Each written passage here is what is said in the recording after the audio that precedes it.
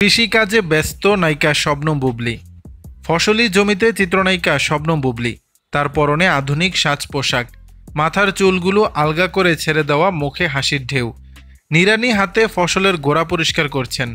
রবিবার 1 জুন বিকালে অফিসিয়াল ফেসবুকে বেশ কয়েকটি ছবি পোস্ট করেছেন বুবলী। তারই একটিতে এমন লুকে দেখা যায় তাকে।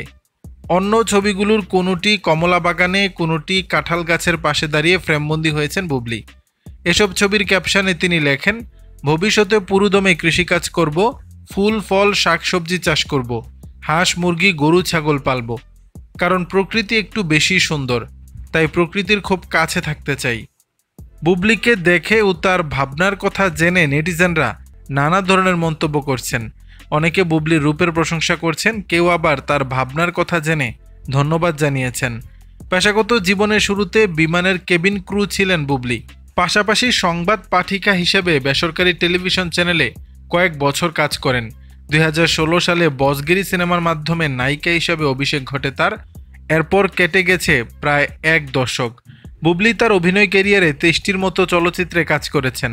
10 বছরে শাকিব খানের সঙ্গে 12টি চলচ্চিত্রে অভিনয় করেছেন। লিডার আমি বাংলাদেশ চলচ্চিত্রে সর্বশেষ শাকিব খানের সঙ্গে অভিনয় করেন বুবলী।